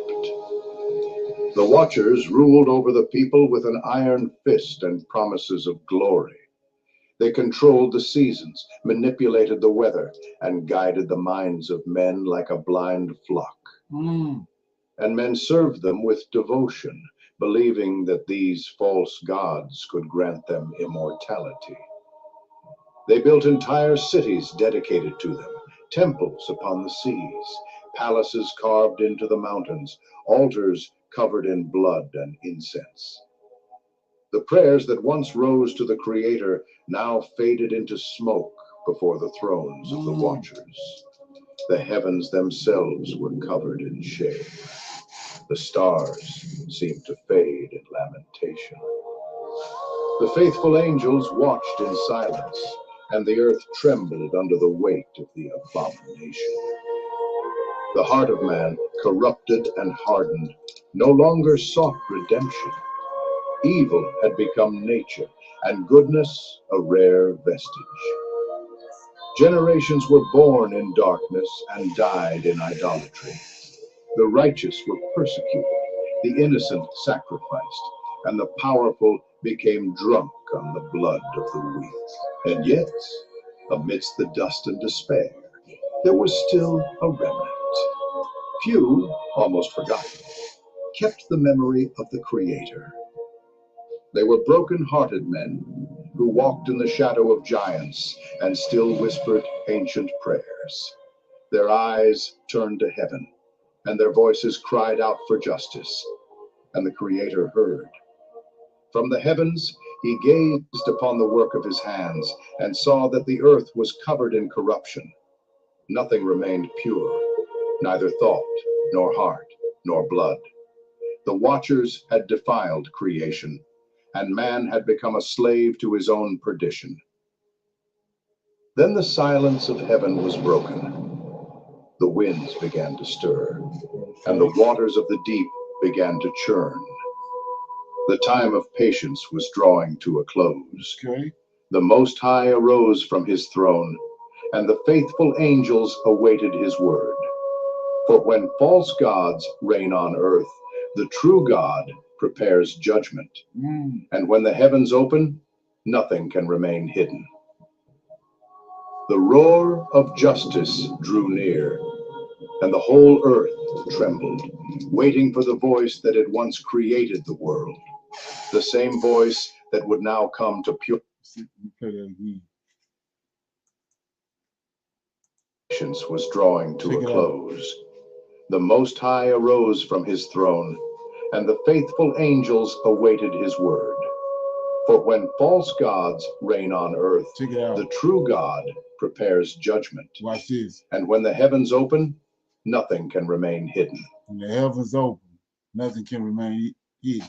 That's what I was trying to tell these guys last night. You know, it ain't got shit to do with no Yiddish or no language. When they come open, when they come open, once the heavens open, that's it. But check this out. The roar of justice drew near. The roar of justice drew near, but watch this. And the whole earth trembled. Shook. Ezekiel 37. That's all cute. the whole earth shook. That's when our forefathers come up out of their graves. Come on. Waiting for the voice that had once created the world, the same voice that would now come to purify it. And the heavens watched in silence, but not all were silent. A man walked with God. His name was Enoch, a descendant of Seth. He did not accept the course of the earth. His eyes saw beyond the veil. His dreams were prophetic. In a vision, he saw the throne of God and heard. In a vision, bro. In a vision. That supersedes the damn Paleo Hebrew these niggas was talking about. And the Masoretic text. Come on. Go and proclaim the judgment that is to come. Enoch stood before the crowds and shouted, The Most High sees. Nothing is hidden. The watchers will be judged. The giants will fall. Come on. But they mocked him. They laughed at his words and tried to silence him. Enoch, however, was unafraid. He wrote everything on stone and on parchment paper. His records spoke of portals, celestial spheres, angelic hosts, and the day of the great judgment. And then, one day, Enoch disappeared. He was no longer seen among men. They said God had taken him for himself, snatched him away before evil consumed all. And his absence was felt like the extinguishing of the last flame in the night. Without warning and without limits, the watchers continued their work. The forest began to wither. The ground trembled. The stars seemed less bright. The rivers changed course. Nature groaned under the weight of corruption. The sky, once blue, had grown heavy and gray, and the winds carried omens. The cry of the earth reached the heavens, and the Most High summoned his holy angels. What has been done cannot continue. The watchers will be chained, their children extinguished, the earth purified. The archangel Uriel was sent to Enoch, already in the heavens, to write the sentence of the fallen angels. Michael, Raphael, and Gabriel prepared for the execution of the judgment. But on earth, corruption still spread like an invisible plague.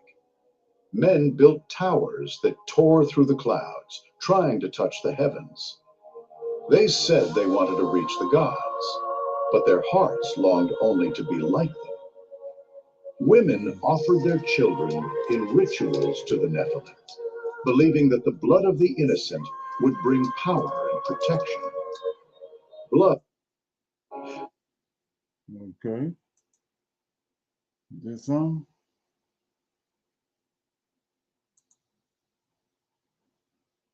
As of the mockers. Where is the prophet's blood?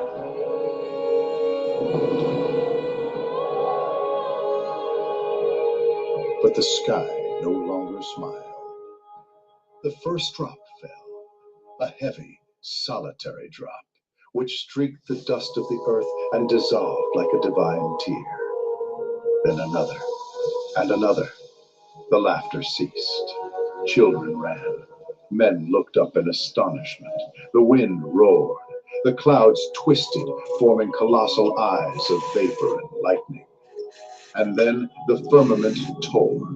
The floodgates of heaven opened, and what descended was not rain. It was judgment. The water fell furiously, dense, alive, as if it had a consciousness. Lightning slashed the veil of the sky like spears hurled by warring angels. The ground shook, and violent fountains gushed from the earth itself, opening deep wounds in the soil. Creation, once perfect, began to crumble before the Creator. Inside the ark, Noah prayed. His voice was a whisper lost amid the roaring of the waves. The animals howled, roared, and banged against the walls, overcome by primordial fear. But the ark held, sustained by a strength that was not human. The drops became waves, the waves became seas, and the seas swallowed the world. The paths disappeared, the houses dissolved, the cities were wiped off the map. Outside, panic reigned. Those who had mocked now cried out. Noah, open the door. Let us in. Forgive us. Now we believe. But the door had been sealed by the hand of God himself. No human force could break it. But it was too late. Faith is not born of fear. It is born of repentance. And the time for repentance had passed. The waters rose with relentless speed. What had once been solid ground now became an abyss. 1,000-year-old trees fell like fragile branches before the force of judgment. Towers erected in homage to the Nephilim crumbled like sand before the wind of divine wrath. Mountains, once proud, began to disappear beneath the veil of water. The screams of men mingled with the roar of the flood, a symphony of despair, thunder, and judgment. The few giants that remained, once feared as gods, tried to resist. With brutal blows, they lifted rocks, defied the waves, roared against the sky. But the force that descended was not just water. It was justice. One of them, overcome by the madness of pride, cried out in a thunderous voice, We are eternal. and then a liquid wall swallowed him, forever silencing the arrogance of those who believed themselves immortal. Okay. What do you think? Shalom, that to me it makes sense. In a lot of movies, a lot of cartoons depicted, the continents of the video. Even in watching the House of David, seeing how they got Goliath and his brothers on there. And then, we read the book of Enoch. And so all of this makes sense to me. Oh It yeah, sounds dead on. exactly. It's connecting a whole bunch of dots. Is that something? Right, yes, sir. And so Brother Leonard, especially when they said, it said men earlier. It said men looked at them as gods and women looked at them as saviors. Exactly. Ain't I, that I something? thought I thought that was interesting. Oh yeah. That's where the child sacrifice come in, because the woman brought the babies up there. They And own then, children. right, they were fascinated by them. Okay. Whew. And so then, yeah, even just the thought of that, that's like, cause it said corrupted souls. Right. Right. Right. Exactly. Mingle. They ain't come from the creator. They ain't come from the creator.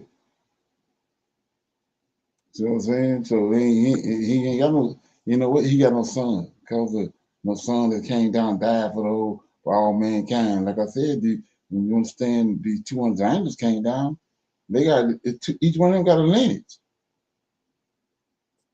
And them lineages are still here. Like I said, when you understand about the four beasts, that the beast is a system, and so not a man. So the beast that received the womb and the head was the Roman Empire, the four beasts. These giants, what we just listening to, sacked Rome. They sacked Rome. They brought the beast received the womb and the head, and Rome was fractured into four different, had ended up with four different rulers. Constantine was one of them. Constantine subdued the other three, like in the book of Daniel, he subdued the other three and brought the beast back to life. It was a Roman republic at first, before those giants sacked it. Then after that, Constantine brought it back as Christianity, the Holy Roman Empire. So it's the beast that was and was not, but did live. But these very beasts, these very giants that we just listened to, played a part in it.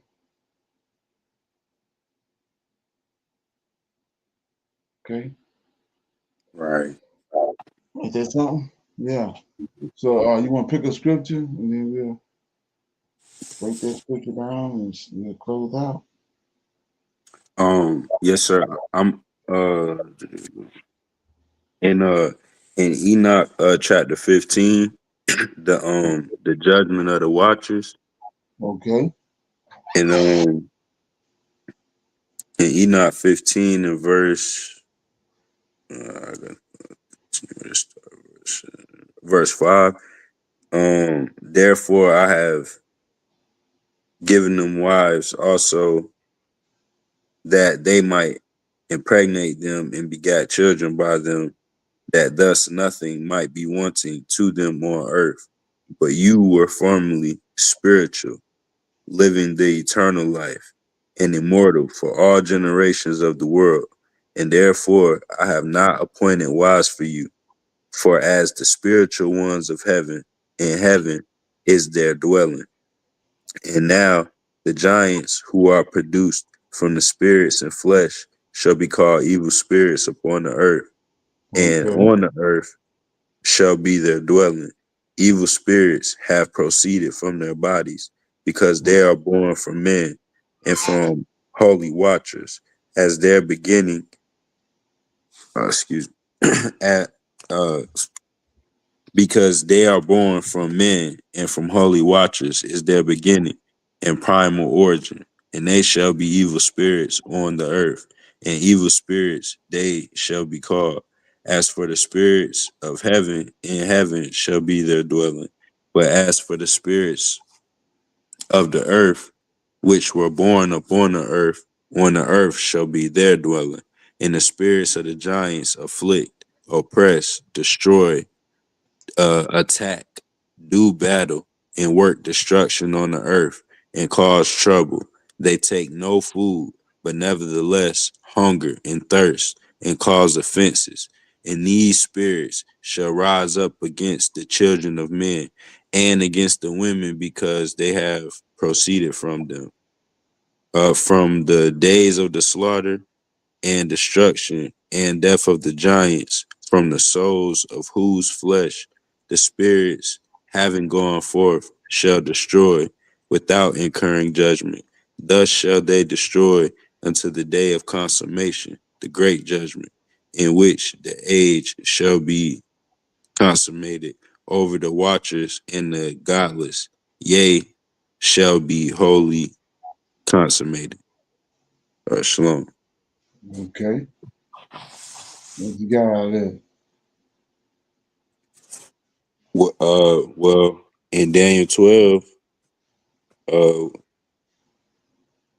Michael already bound the 200, right, Brother Leonard? Yeah, him and those 6 angels. Right. But Okay. when I the evil spirits from the giants, and then even from their children, to think about that, and because it says their evil spirits are gonna afflict, the people here on the earth. That's a lot to think about. Right. Can you kind of break that down? That's what the Satanism and all that about. The witchcraft and these secret societies, they summon those wicked ass spirits, not fallen angels. They summon these wicked spirits. Yeah. Which yeah, well, I'm not gonna go there, but that's tied. I think if you deal with the Testament of Solomon, that's how you gotta approach it. Yes, sir. Okay. Mm-hmm. Right. So like I was saying, after the flood, we was reading that in Jasher, if I'm not mistaken, it's in the book of Jasher, that Noah's children came to him and said that they was being attacked by these wicked ass spirits, because what just happened, all the giants just got killed. So died. So what came from the flesh is these wicked spirits. That's where mainly come from. That's attacking Abraham. Right. Right. So that's where we at now today. We're dealing with these wicked ass spirits from the giant that died. And they're attacking and oppressing because they got oppressive nature to them. It's all about oppressing. That's what you these four kingdoms that Daniel talked about. Those kingdoms, that's what they consist of. All the characteristics of these giants, and from these fallen, from these wicked ass spirits.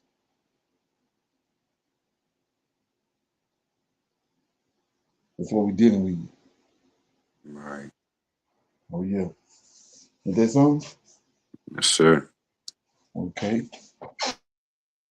And Brother Leonard, and my last question before you close up, and the only way that's going how the only way that's gonna stop is when Michael come back. Right. Like he said in the video, when the truth is gonna rise, when the Most High, when heaven open, when these angels come back. That's when the same thing. It's nothing new under the sun. It's the same thing happened before. They thought it was gonna go on forever, but the day came. The day of the Lord came. That's what's getting ready to happen now. That's what we see already and started formulating. The day of the Lord. Is that something? Right. Yes, sir. Yeah. So you good? Good. Okay. So with that being said, I'm gonna say shalom to everybody. I hope you had enjoyed it. And like I said, we have our Shabbat class in the morning from 10 to 12, our morning Shabbat class. Then we come back in the evening at 6 p.m. Central Time, and we close the Shabbat out. So with that being said, I want to say shalom, shalom, and another shalom to everybody. Okay? Shalom. I highly recommend that you get this book and you read it, because it's a must that you understand who God head is in the order that's in the Old Testament in Tanakh, because it's not the same as in the New Testament. And when you read this and you get an understanding, then the scriptures open up, and then you begin to understand. So I highly recommend that you get this book. It's the Elohim of Israel. And it's a breakdown on the word Elohim and who the God of Israel is, and the Godhead.